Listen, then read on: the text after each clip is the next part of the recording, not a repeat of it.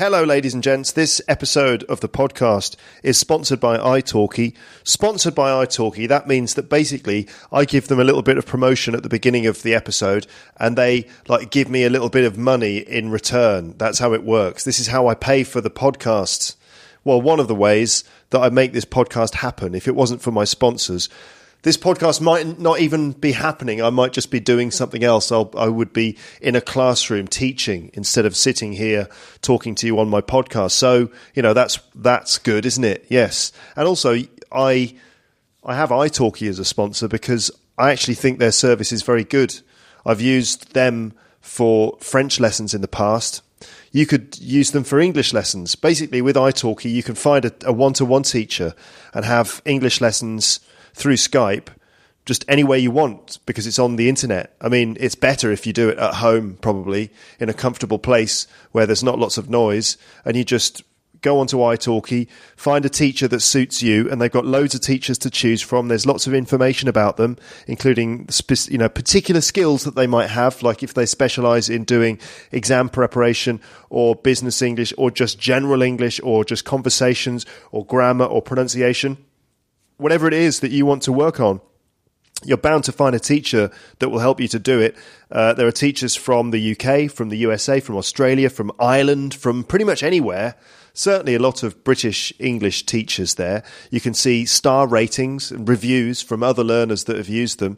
You can see little videos where the teachers introduce themselves to you so you can get an idea of what they sound like, what they're like as people.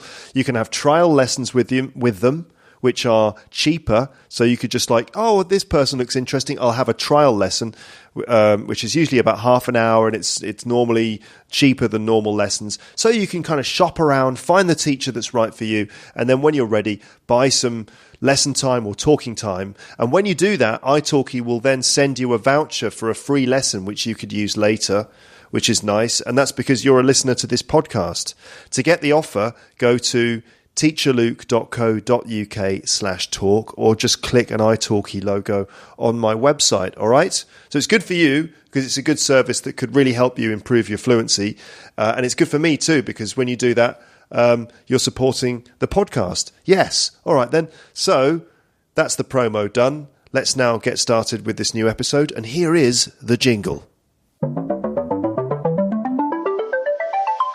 You're listening to Luke's English Podcast. For more information, visit teacherluke.co.uk. Hello, ladies and gentlemen. How are you? I hope you're doing well.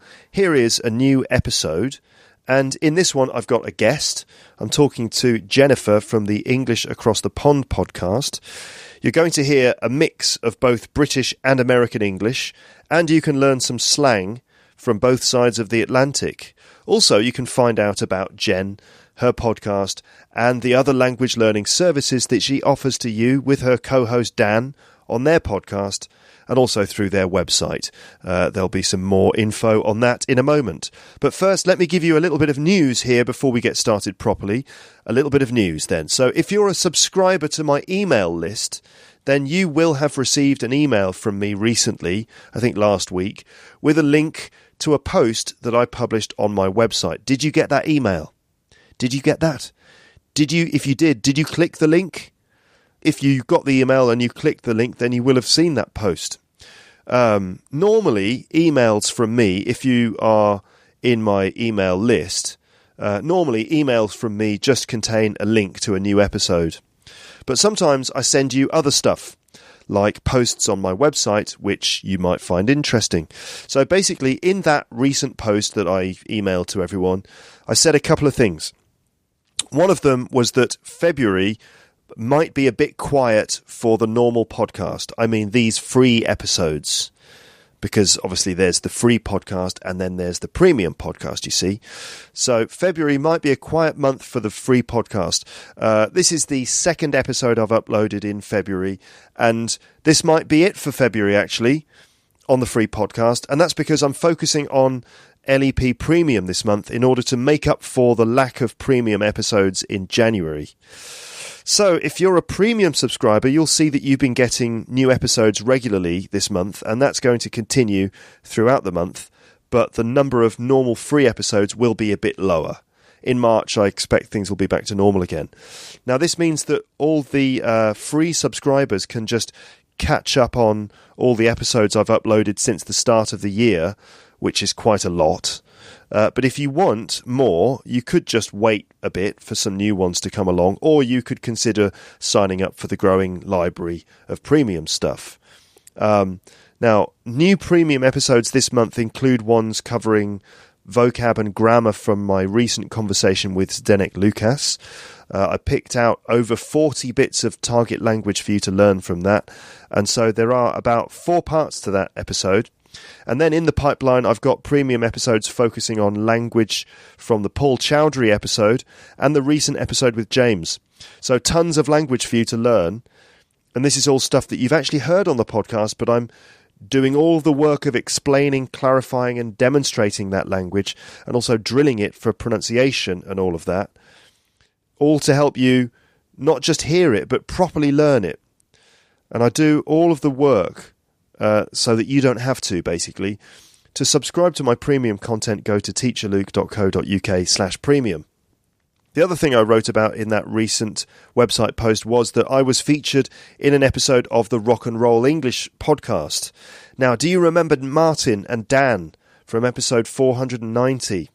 They're the guys from Rock and Roll English, which is another British English podcast. Just recently, they had me on one of their episodes, and we talked again about how to handle awkward social situations like we did the first time I was on their podcast. And we covered some pretty funny and fairly disgusting topics, including the ins and outs of giving up your seat on the tube, how long you should hold a door open for someone, and how to deal with poo smells in public toilets. Yes, the poo thing is a subject that quite regularly comes up in their episodes, the Rock and Roll English podcast episodes. Anyway, check out the episode archive on my website for the recent website post about Rock and Roll English, and that's where you can find the relevant links to be able to listen to that. So now then, on to this new episode of Luke's English Podcast. This is another collaboration with a fellow podcaster. There are quite a few of us out there in podcast land, and from time to time, we invite each other onto our respective podcasts, as you will have noticed. This time, I'm talking to Jennifer from English Across the Pond. Some of you will be familiar with English Across the Pond. It's another podcast for learners of English, hosted by Jen in the United States and Dan in the UK. That's Dan. That's another Dan. It's not the same Dan from the Rock and Roll English podcast. This is another Dan. So they do weekly episodes focusing on different topics, and you can listen to their conversations, which include both British and American English. All right? Are you following this, everyone? Just be clear, I've mentioned several other people's podcasts already. So there was the Rock and Roll English podcast, which I was featured on last week, and now I'm talking about the English Across the Pond podcast, and in this episode I'll be talking to Jennifer, who is one of the hosts of English Across the Pond, with her co-host Dan, who is from the United Kingdom. All right? So, in this episode you'll hear me talking to Jen via Skype. She was in California. And we chose to focus on slang words in British and American English. Slang, of course, means the sort of informal vocabulary, colloquial vocabulary, the sorts of things that, the sorts of language that you use in informal situations with your friends and stuff like that. So we decided it might be interesting to see how much of each other's slang words we know by playing a kind of UK versus US slang game. How much of Jen's American slang do I know? How much of my British slang does she know? What do you think will be the result? Who do you think is going to know more of each other's slang terms? And how much are you going to know as well? So we both prepared a list of 5 slang words and prepared to test each other, and that's what you're going to hear in this one. First of all, there's a bit of chat between the two of us so that you can kind of get to know Jen a little bit, and then we get stuck into the slang game. So as you listen, see if you can play along with us. Do you know all the words in this game? Keep listening to hear the words explained, defined, and demonstrated. Now, I have a feeling that long-term listeners to my podcast might know some of the British ones, I mean the British bits of slang, because I've probably dealt with them in previous episodes of this podcast, or I've probably used them from time to time. But do you know all of them? And how about the American English slang words that you're going to hear? All the answers to the slang game are on the page for this episode if you want to see them. And if you keep listening, you'll hear the answers too, of course. And also keep listening until the end to find out about a nice offer that Jen and Dan have for you in terms of the Learning English content that they are providing on their website. Okay? Anyway, I hope you're ready for some real slang from both sides of the pond in this episode. So without any further ado, let's get started. Hello, Jen. How are you today? I am so good. How are you doing today? I'm very well, thanks. So it's like the middle of the day for you, isn't it? Midday, 1 o'clock, just had my lunch. Very good. And my little boy's taking his nap, and yeah, we're ready to rock. Okay. Oh, it's nap time for your son. It is nap time. I wish it was nap time for me too, but we're adulting, so. We are adulting, exactly. Yeah, that's right. No nap time for us. No nap time for us. Well, do you take naps? I love to take naps, but the thing is that the problem is that if I nap too long, then everything goes wrong. If I sleep for more than about half an hour, then I wake up very confused and I don't know. Groggy. And I don't know where I am. I'm like, what year is it? What's my name? I don't remember anything. I'm like an alien from space who's landed on Earth. What's going on? You know, that's how I feel. Yeah. Do you ever have that problem? I wish that I had the problem of being able to sleep for longer than 30 minutes, like on any given day.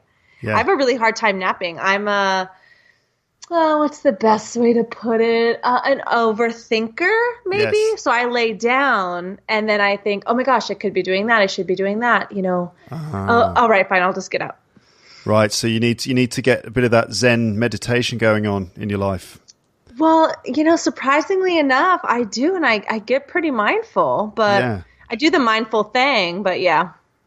Okay. Well, yeah. Sometimes that's better than napping. Because if you can just sort of meditate and be mindful, then that's kind of good. Because sometimes falling asleep for half an hour is kind of like wasted time. Because it's just like, I don't remember any of that.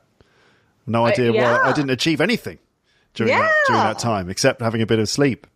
Yeah. So do you practice mindfulness, am I gathering? Well, I don't know. I don't know. If you ask some of my friends, they would probably tell you that it's quite the opposite, that I'm completely absent-minded. I don't know, really. I'm interested in meditation. I've done bits of yoga and stuff like that, but I've never really applied myself to it fully. But I think probably because I've read about it and I've done it from time to time, I think it probably does sort of come into my life without me necessarily saying to myself, I'm going to be mindful now. I think probably it's more just something that's kind of crept in to the approach I have to life, you know? So I don't know. Yeah. Probably. So do you just like drop down and do some yoga poses? And you're like, wait, how did I get here? Right. Yeah, I don't even know how I got here. Yeah, I'll just roll out of bed and like, I'm in the downward facing dog. How did this happen? Just roll with it. Just a normal part of my everyday life. Well, that's how I get out of bed. Is it really? Okay. Roll over to the downward dog, yeah. And then up to... I thought that was normal. And then up to one of the other poses. Yeah. It's just one pose after the other all the way to the bathroom. Yeah. Is that not a worldwide thing? Maybe it's just a US thing, huh? Which bit? The rolling out into the downward dog and then yogaing to the bathroom. I think so. I suppose so. Yoga to yoga as a verb, like yogaing somewhere. Yeah, it hasn't quite caught on yet over here in Europe. So, but you're often a little bit ahead of the game over there in the States. So maybe in a couple of years we'll be yogaing around the place. You'll catch up, yeah. And I mean, it's a perfect theme for what we're doing today too. Like, yes, language, differences in language. I was going to say, so you're in the United States, but exactly where are you at this point? So as of now, today I'm in San Diego. It's beautiful. It's winter and it's like 65 degrees Fahrenheit, which I'll leave it up to you or the listeners to say what that is in Celsius. I'm just Googling it right now because I'm not familiar enough with Fahrenheit to know. It's about 18 and a half degrees Celsius. I mean, not bad to be wearing like pants and a t-shirt in the wintertime, right? Yeah, very nice. That's winter in California. That is winter in California. The morning's kind of cold. Like the morning can drop to 50, like 50, 55. Mm-hmm. Fresh. Kind of depending on where you are. Oh, beautiful. It's so nice here. Oh. And yeah, so California, West Coast. I'm about 45 minutes from the beach, so I don't like... Stop, please. Please. You're making everyone else feel jealous. It sounds too nice. Well, I think some people think San Diego and they think like I wake up and I'm looking at the ocean, and like I would dream of that, but I don't have just $1 million lying around for the beachfront view. So, Well, it sounds pretty great anyway. Yeah, where are you? I'm in Paris. Which is Paris. Exactly, Paris. Which is also special in its own way when they're not burning cars on the Champs-Élysées. Because they've been doing that recently. Have you not seen the news? Yikes! Yeah, I have a lot going on. I don't always read all the news. Well, if you catch up on the news of Paris, usually what you see is images of people smashing things and burning cars because there are a lot of unhappy protesters. It's one of the national sports in France. Yes. Sorry, I was going to say fun fact right now. When I Google Paris, the very first article I see is Parisians brave chilly temperatures to attend play in the nude. Well, there you go. If they're not smashing up cars in the street, then their nudity is the second thing that they'll be doing. Yeah, I was going to say, yeah. Yeah, so it's never a dull moment over here in Paris. We don't get the nice climate that you have in San Diego, but we have ways of entertaining ourselves, you might say. Yeah, I'm going to say you have, you might do a little better in like the culture area of things. Naked theatre, yeah. Naked theater. You guys are ahead of the game in that, I must say. I've never attended naked theater. I've never even seen tickets for that, but I might do a little Googling later. Yes, a few image searches, perhaps. Watch out. Make sure family... Wait. Just to be clear, I mean Googling tickets. I'm not going to be Googling the nude. Oh, of course. Sorry. Now then, so the idea is that in this episode we're going to kind of test each other on our knowledge of the slang from each other's version of English, right? Yes. So I've got 5 items of British English slang. You've got 5 items of American English slang, and we're going to see if we know each other's slang words. So I'm going to go first. I've got my words lined up here. First of all, are you ready? Do you reckon you're ready? I am ready. I'm also... Well, I'll wait till it's my turn. You go ahead. Okay.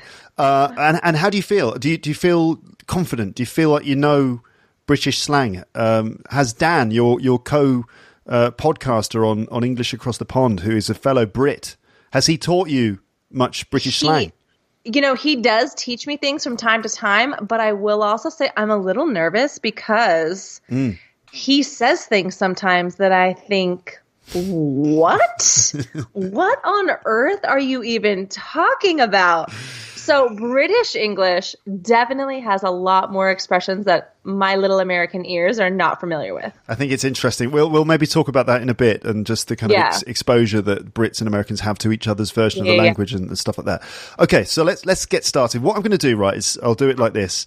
So And the listeners can kind of follow this too, right? Hopefully the listeners will be kind of playing the slang game as well with us as we go.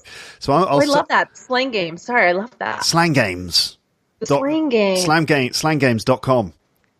Yes. Get that URL. Get that domain name.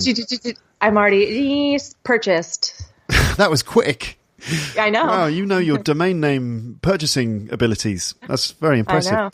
I know. So here's how it's going to go. Here's how it's going to go down, as you might say in America. Yeah, exactly. God, you're good. Let me take that one off the list. Just kidding. So I'm going to say just the word or phrase on its own, and you can tell me if you know it. Perhaps even give me a definition and an example if you know it, right? So if I don't know, I'm going to go ahead and just try something. I'll pull it out of my to try to make it happen? Sure. Okay. You can just guess if you don't know. But then if you're not sure, I will put it in a sentence for you, and that might help. You can probably work it out. And if you're still not sure, I'll give you more context, and you can probably work it out from that. All right. Okay, cool. This is taking me back to the 3rd grade spelling bee. So I'm ready. Yeah, sorry. I don't mean to patronize you at all here, but you'll be doing the same thing to me, so it's all fine. And then we'll just make sure that everyone knows what it means, and I might ask you a question or two just for a bit of a chat using the phrase, and then we'll move on. Can't wait. This is going to be so fun. Okay, so the first bit of slang here is the word buff. Buff. Buff. B-U-F-F. No Googling allowed. I know. That would be cheating. I'm not a cheater. You're not a cheat. Buff. Well, I think buff is exactly what we were talking about earlier. Well, okay, yeah. I have 2 guesses. My first guess, I'm actually going to change. Do you want to know if it's an adjective or a noun or a verb or something? I can do that. I'll tell you, it's an adjective. Yeah, I think it is used to describe someone with very large muscles. Exactly. Wow. That's exactly it. So yes, it means sort of muscular or toned. For example, you're looking buff. Have you been working out? You're looking so buff. Yeah, wow. Are you going to the gym? Have you been going to the gym? Have you been working out? Yeah. It must be all the yogaing. Exactly. All that falling out of bed into the downward facing dog. It's really paying off in terms of my muscle tone. Yeah. So do you want to know what my other guess was? Yes, go on. It was going to be naked. Ah, well, we do actually say in the buff. In the buff, yeah. Do you say that too? We do. I almost put it on the list today, but I'm like, that's too easy. Yeah. In the buff meaning naked. Already quite a lot of nudity in this episode. I know. People might get the wrong idea either about me or you. I don't know. Well, I don't know. Maybe some of our listeners are okay with that. Maybe they're listening, in the nude, buff. in the buff right now. Maybe they're all in the buff. I don't know. I've never actually asked my audience about that. But anyway, maybe they can keep that to themselves. Yeah. It's up to them. But anyway, buff. Yeah, buff. So do you actually say buff in the States? We do. Wow. God, your arms are buff. Right. So you do say that. We do say that. Right. Okay. Well, there you go. There's 1 point. So move that to your British and American English column. Okay. Wow. You're looking really buff. Have you been working out? Okay. So I was going to ask you, well, I mean, we've already talked about doing yoga or yogaing. Do you, I think we usually use the word for men, I think we normally use this. Yeah.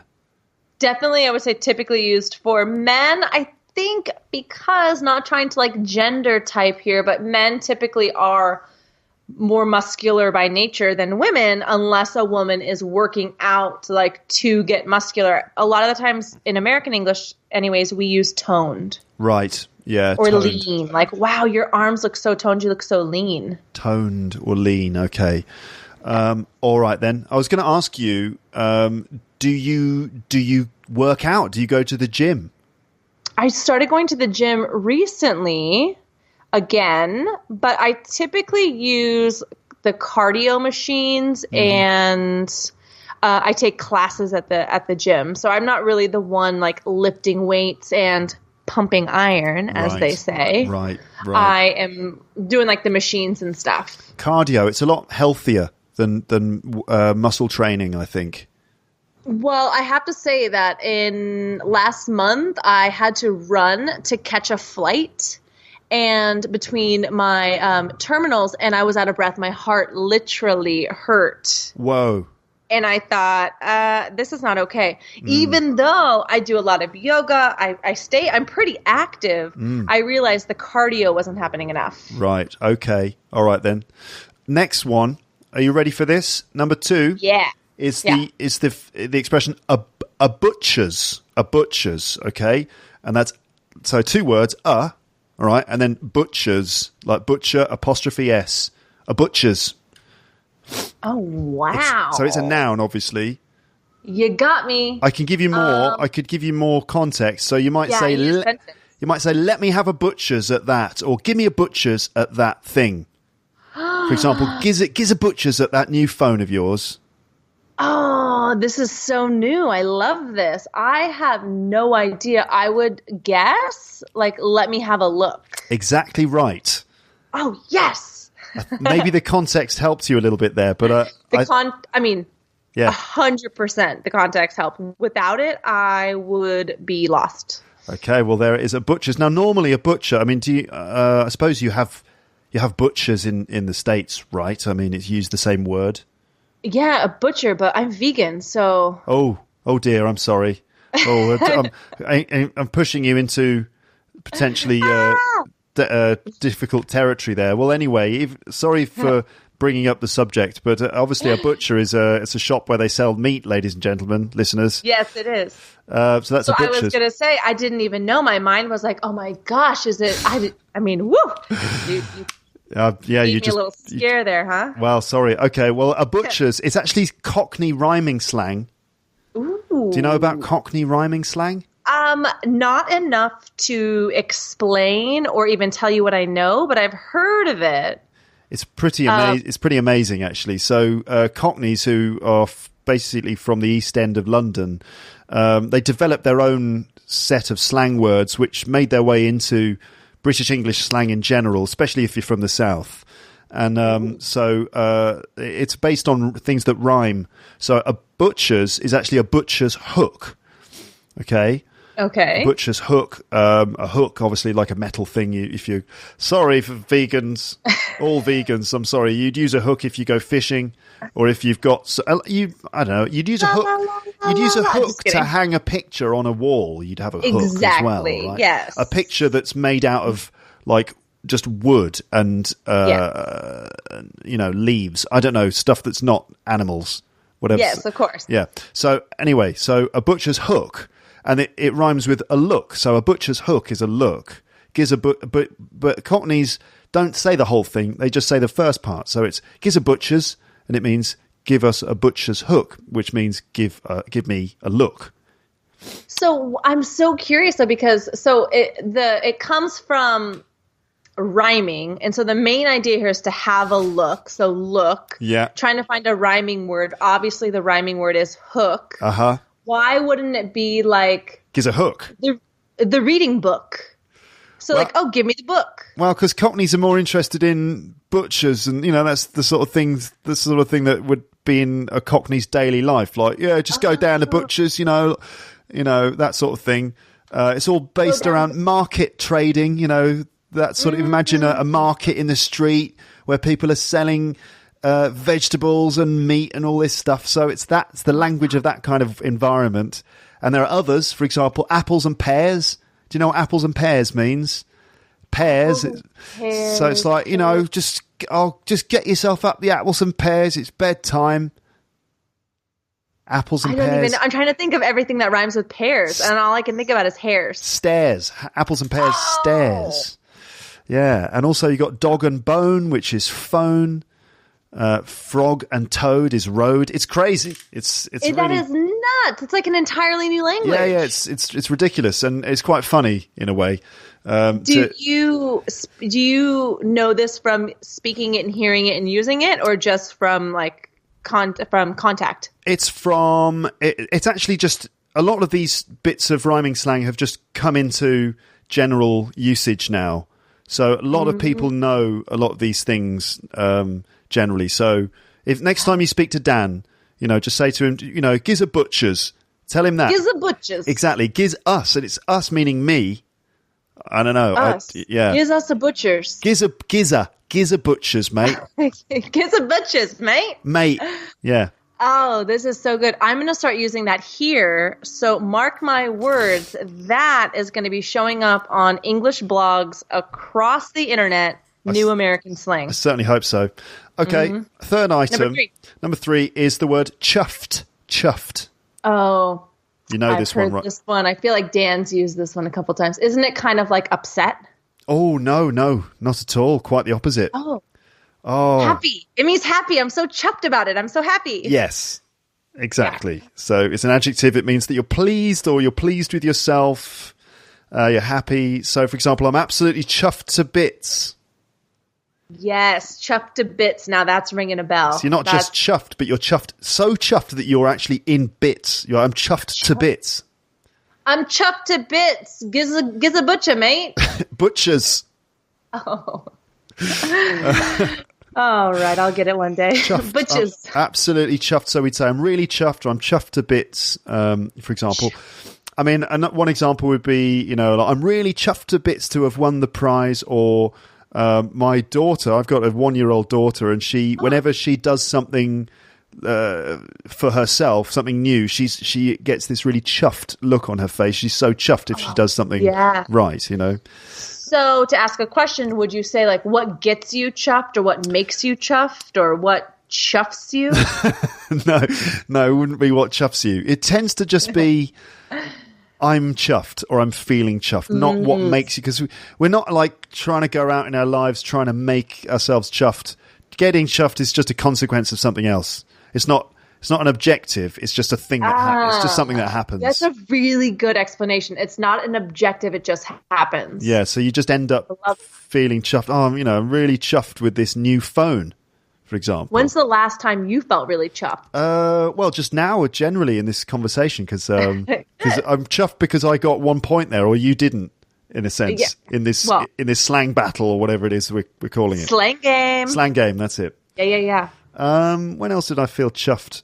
Don't know. Just generally when I wake up in the morning and roll out of bed into a downward facing dog yoga position, I generally feel quite chuffed about that. Like, look, check out my yoga skills, and I feel quite chuffed with myself.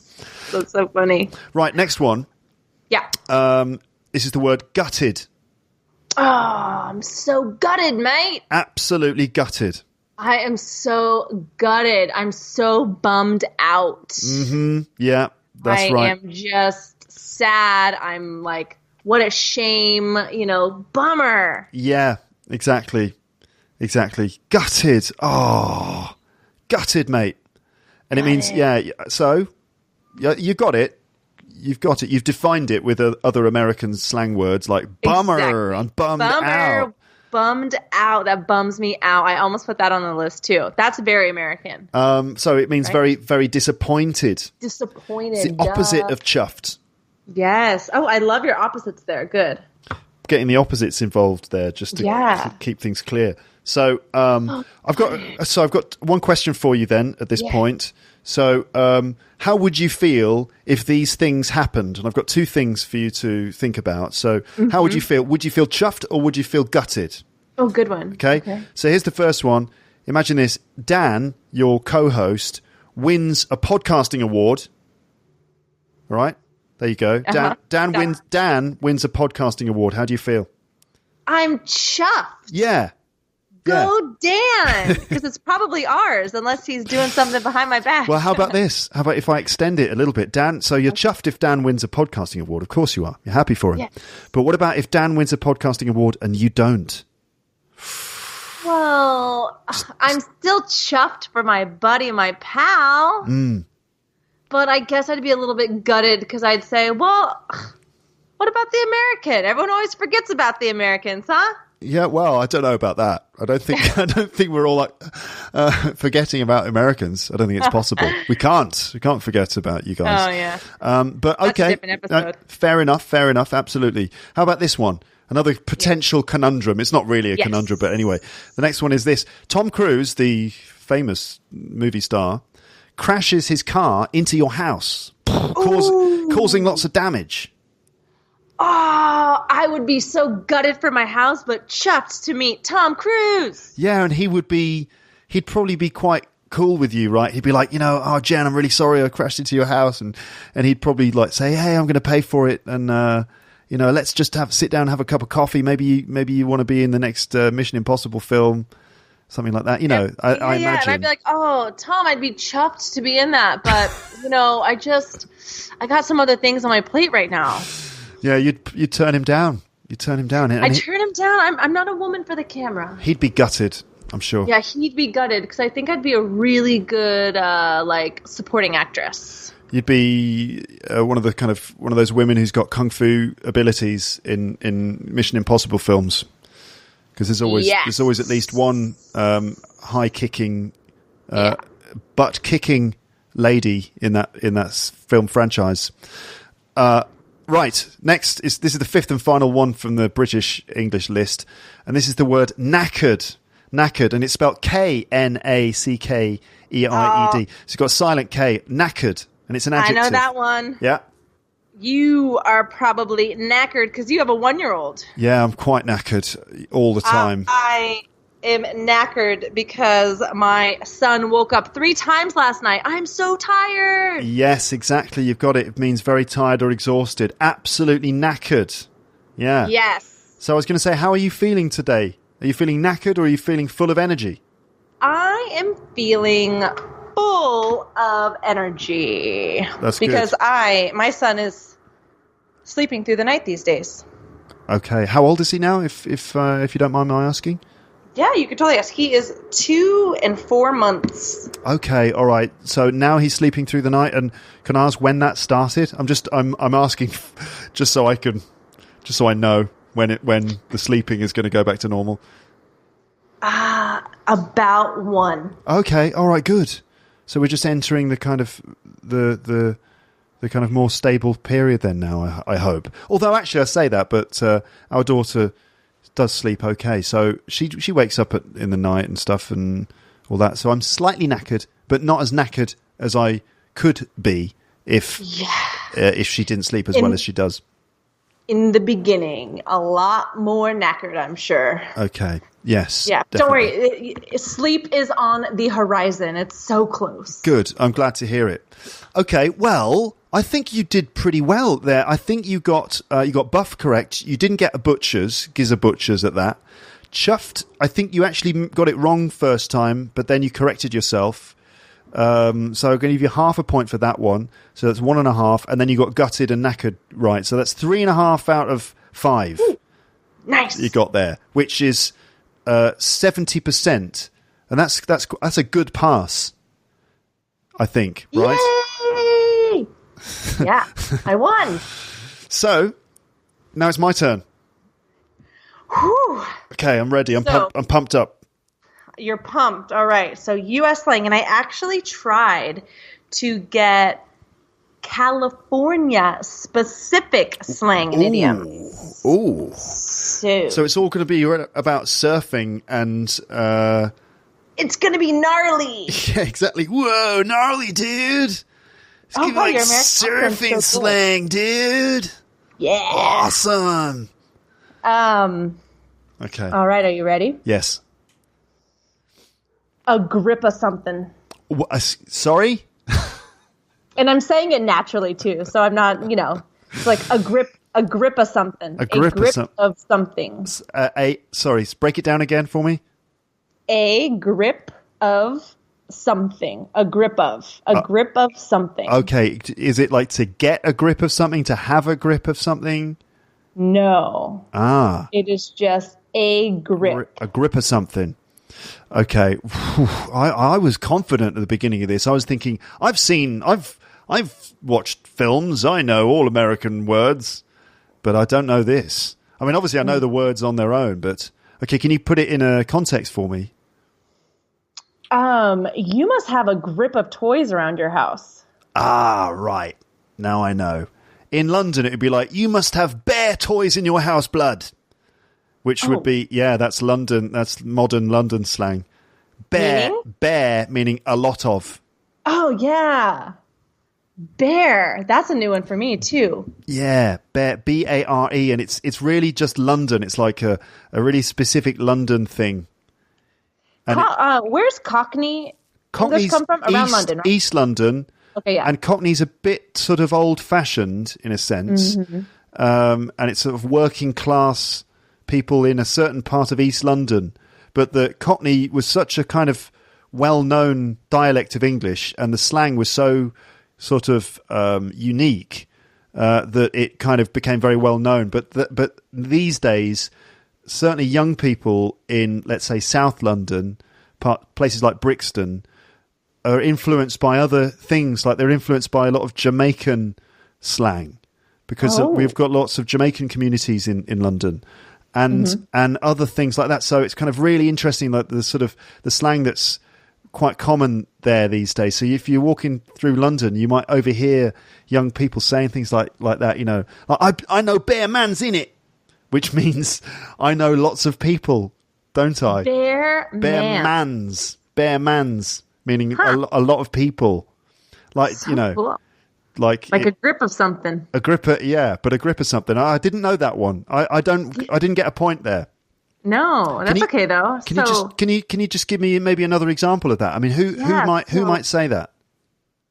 Oh, anyone? A lot of people. Yeah, I just have a grip of work to do later. I don't think that I'm going to be able to come out today. I have a grip of things I need to do. Wow, I really like that. A grip of things to do. Yeah, a grip of things meaning lots of things to do, but lots of things to do. Yeah. Okay. Do you have a grip of work that you need to get done today? Absolutely. I mean, it's late for me, but I've still got a grip of work to do. Yeah, good. It feels good, though, when we get like a grip of things done, you know? Oh, yeah, it does. Yeah. It feels good when we get a lot of things done. So nice. That has to be said, a gripper as well. A gripper, it's got to be said quickly. You can't say, Jen, I'm afraid I'm very busy this afternoon. I have a grip of things to do. It doesn't work like that, does it? You're so British. I shall bid you good day. I shall bid you good day, my good lady, for I have a grip of things to attend to. Exactly.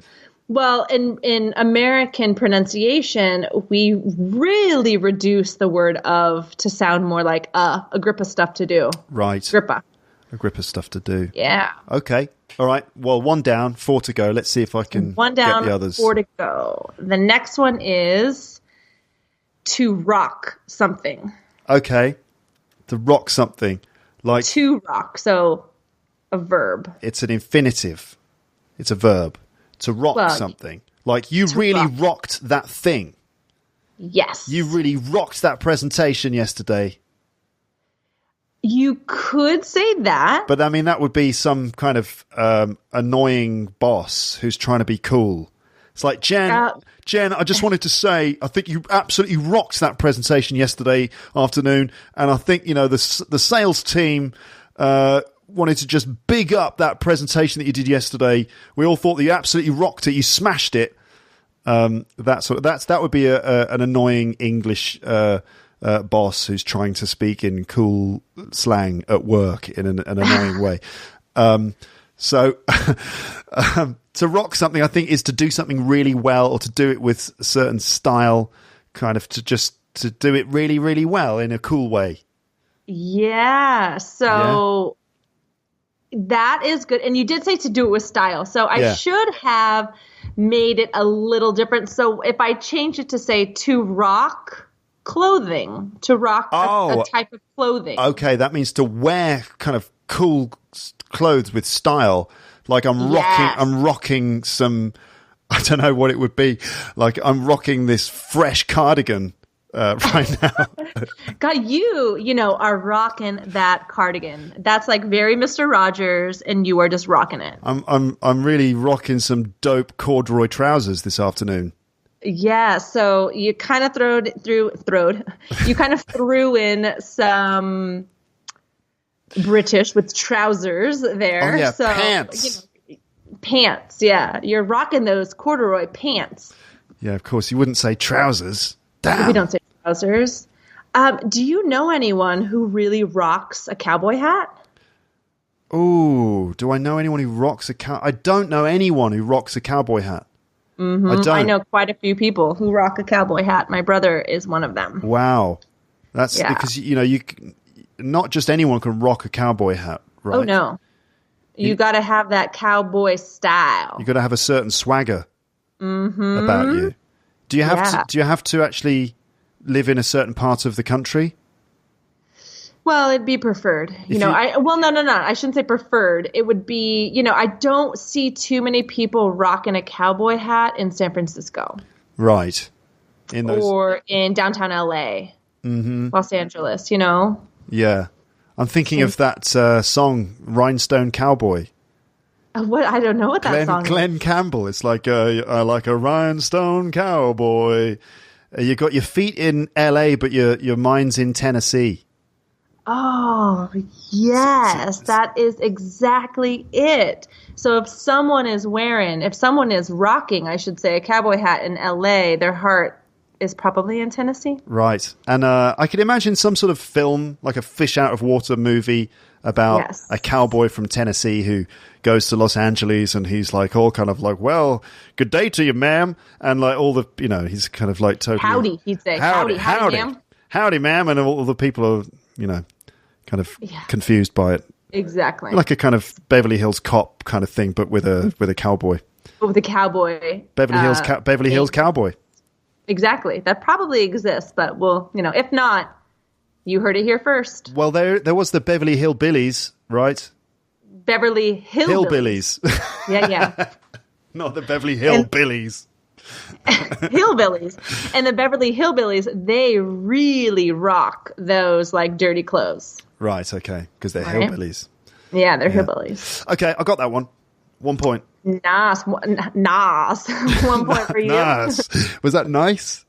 That was a mix between nice and all right. Nice. Nice. Are you ready for the next one? Yep. Number 3. Okay. To post up somewhere. To post up somewhere. Mm-hmm.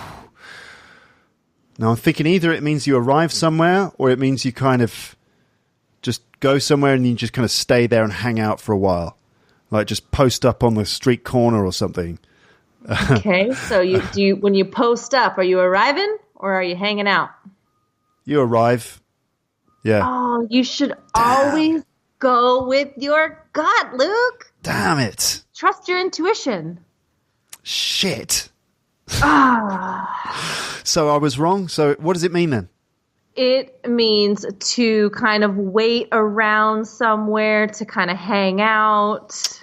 Yeah, of course. So, you have to run into that store. I don't really want to go. I'm just going to post up here and wait for you. Right. Damn, I didn't get a point. I know, I'm only going to get a maximum 3 points out of this now. Those Californians, they just really like to keep you on the edge of your seat with that new slang, Yeah, they do. Just on the cutting edge of slang. We're really cool, Yeah. Not to brag or anything. Well, yeah, I guess so. Damn it. So, all right.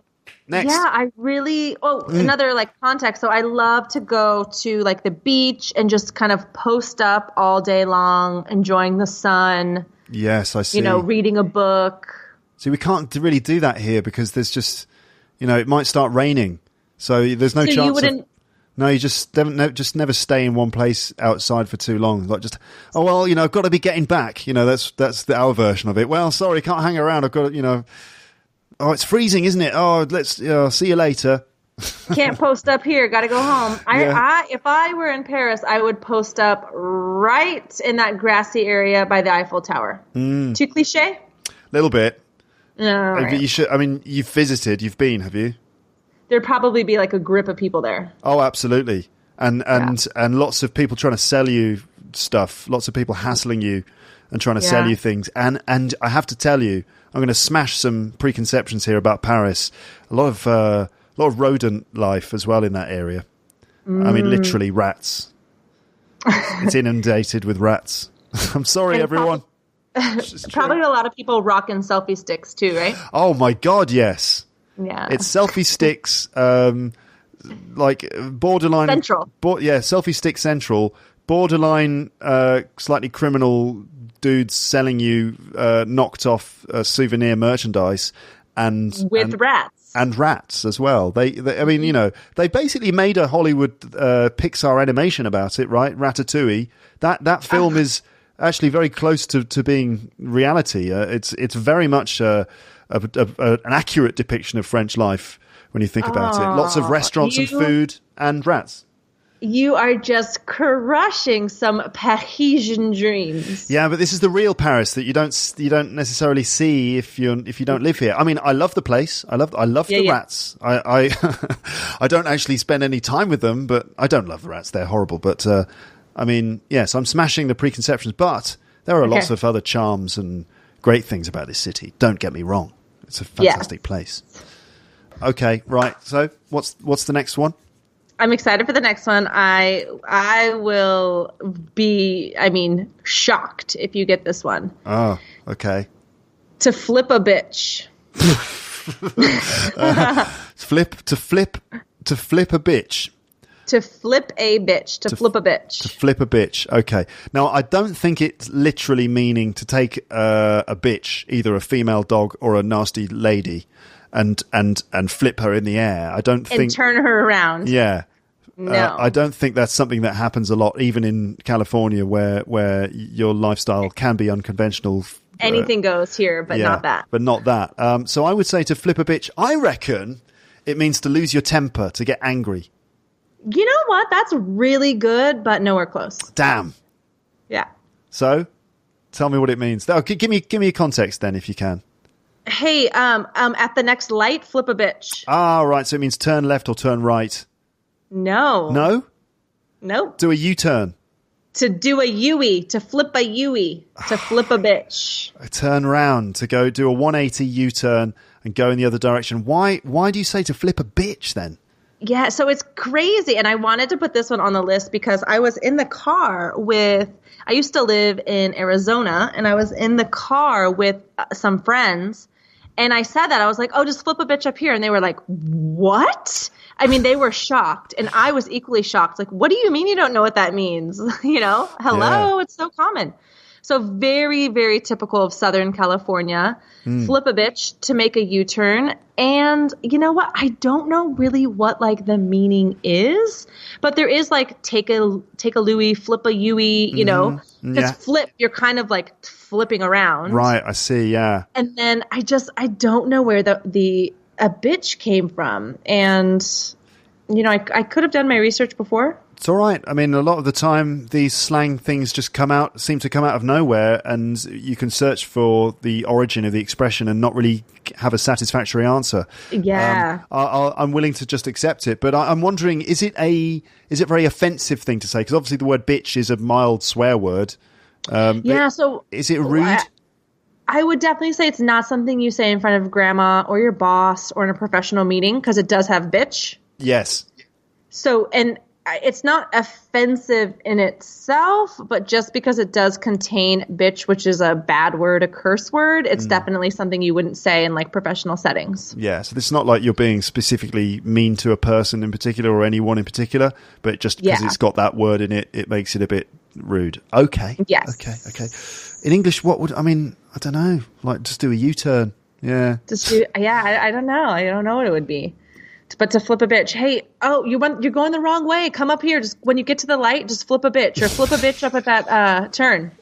All right. Well, there you go, listeners. If you ever visit Southern California and you get lost and someone gives you directions, then you'll know what they mean when they tell you to flip a bitch. To flip a bitch. Yeah. Or you can impress your Uber driver when you're visiting LA or San Diego. Right. Okay. They'll be like, what? I must remember that one. Yeah. Okay. We've got one more, do we not? We have one more. Okay. And there's kind of an original meaning. It kind of has two. So I'm going to go for the newer-ish meaning, okay? Okay. So phrasal verb to trip out. Trip out. Okay. Right. So, and you're saying there's two meanings. So do I get the option of 2 points if I get them both right? You know what? We'll give you 2 points if you get them both right. Okay. All right. So trip out, I think maybe the original meaning would be to get high on hallucinogenic drugs. For example, to drop acid, as people have been known to do in the California area. It happens from time to time. To drop acid and then to become, to experience the effects of the hallucinogenic drug that you've taken, which may involve visual and potentially auditory. Yeah, visual and auditory hallucinations to basically to trip on a hallucinogenic drug. Is that right? Ding, ding, ding. Yay. 1 point. Are you going to be 2 for 2? To trip out and I'm tripping out. Oh, I'm just tripping out right now. Is it to just kind of get really excited and to kind of have a just like, oh man, like I just did the slang quiz with Jen from Southern California, and I am tripping out right now because there were loads of words I didn't know. Like, wow, that blew my mind. To be excited and amazed. So your sentence context could work if you kind of change it slightly, because it does not mean excited. Ah, okay. It's kind of like imagining how you would be. How would you be? I mean, you may be excited, but how would you be if you were tripping out on hallucinatory drugs? Right, you'd be confused. You'd be potentially frightened. You'd be... Yeah, it would be bad. You'd be having a bad time and it would be too intense. Yes, so confused. To trip out is like to be confused. Like, oh my gosh, Luke, I was tripping out because I thought I saw you at the restaurant yesterday, but I was like, he's not here in Southern California. I was tripping out. I was so confused. Right. Ah, damn. I sort of knew that. I feel like I knew that one. You did not go with your gut today. No, I didn't. I don't know where You gotta go with your gut. Always go with your gut. Yes. Everyone. Your intuition. Follow your intuition. Ladies and gentlemen, always go with your gut. That's what we've learned from this. If you've learned nothing today, you have learned to go with your gut. Yes, I think so. Okay, well, you won. You won the slang game. Woo! Congratulations. How do you feel? Oh, my gosh.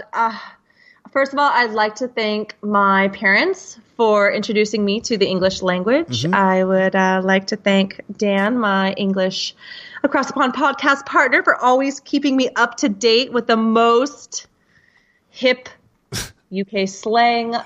My brain for really working today. Woo! Yeah. Congratulations. You must be delighted. You must be chuffed, in fact. I'm stoked about it. Stoked. There's another one, listeners. Okay, well, there you go. And just to sort of finish off, I'm curious. Like, I was going to ask you, like, so in the UK, we get lots of American stuff. Like, we get lots of. I mean, I didn't know some of those slang words, but I feel like we get exposed to a lot of American English through films and TV and stuff like that. So, what about British English then? How do Americans sort of feel about British English? What is British English to you guys? Weird. No, I'm totally kidding. I'm absolutely kidding. We definitely do not get as big of an influence of like British TV shows and movies here. Yeah. It is. I mean, music. Yeah. You know, I mean, like growing up, Rolling Stones. You know, so like music, it would be bigger. The Beatles, but not really with TV and movie. Not TV at all. No way would there be TV. For British TV shows, I feel like you'd have to get special channels, especially younger, when there wasn't all of the like HBO and streaming things that they have now. Right. Like on regular cable, there was just not British TV shows. And even with movies. You know, like when I was thinking about British when I was younger, I couldn't help but think of Mr. Bean. Right. Isn't he British? He is British, but you know, he is like the absolute epitome of what all like international people think of when they think of British stuff, especially British comedy. It's usually Mr. Bean, Monty Python. Yeah. So Mr. Bean would be like younger, and then it wasn't until I was kind of older, like in college, that I started meeting people, and then I moved abroad. And so that's when I really got more connected to, especially British English, because I used to have a British roommate. Mm-hmm. Okay. So she used like gutted and knackered and bloody hell, mate, you know? Yeah, absolutely. So I guess for the Americans, like British English is kind of almost like this boutique language or something. It's like a niche thing, you know? It's just like this thing that some Americans might be into, but they would have to seek it out, you know, by getting, you know, that subscription to that, you know, British TV channel on cable, or by getting interested in British comedy or British films and things. So it's something kind of like a geeky thing that some people get into. Some people might nerd out.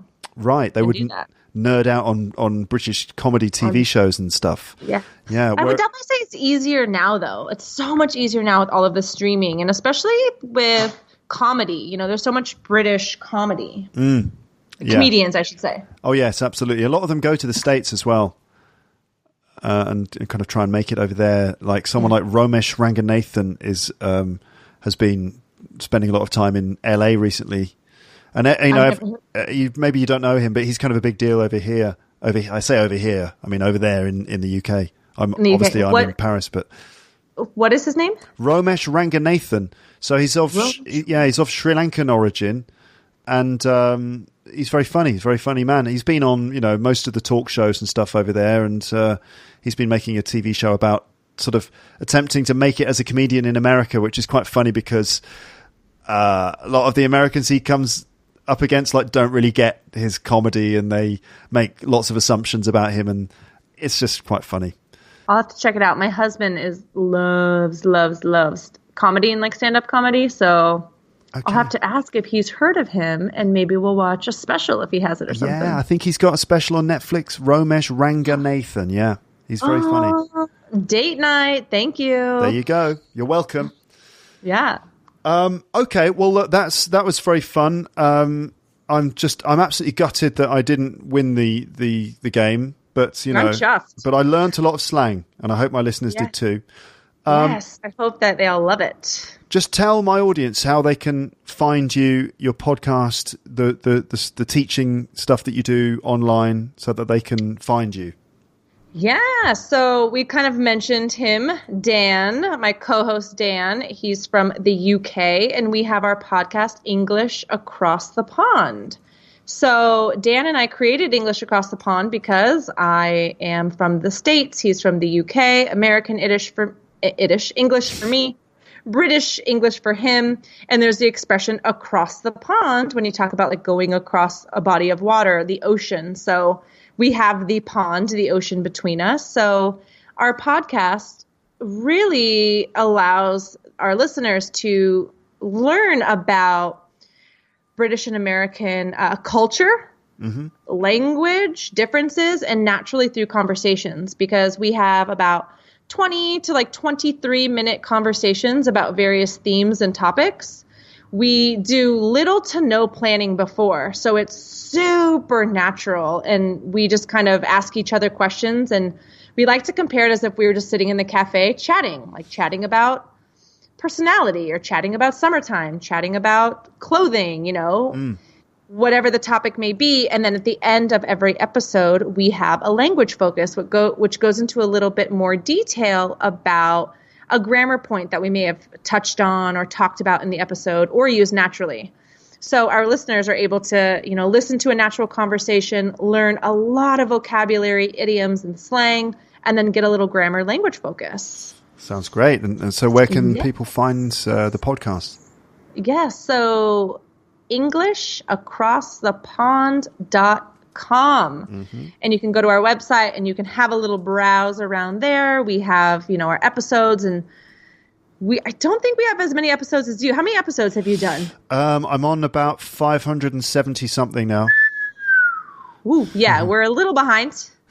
100 and something. I think 135 was this week. Okay. But we release a new one every single Friday. So every Friday there's a new episode available for our listeners, and we have membership as well. So you guys, listeners can get the transcript. Listeners can get the vocabulary and study plans and exercises we create for each episode. So it just allows them to dive deeper into each episode and learn more and practice speaking and writing and listening and vocabulary and all kinds of skills. Okay, great. Yeah. Great, okay. So, EnglishAcrossThePond.com. Yeah, EnglishAcrossThePond.com. All right then. Well, I think it's time for us to draw this to a close. Skedaddle. Have a great afternoon. Thanks so much for having me on, and you have a fabulous evening. I hope you're not knackered tomorrow and you get some sleep. Me too. Me too.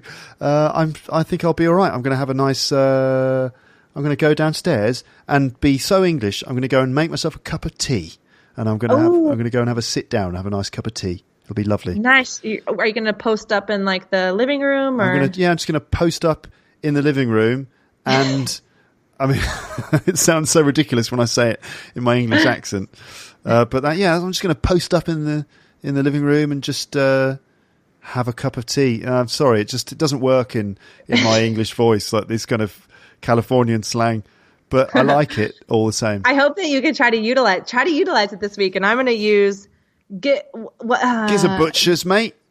Giz a butcher's mate. Yeah.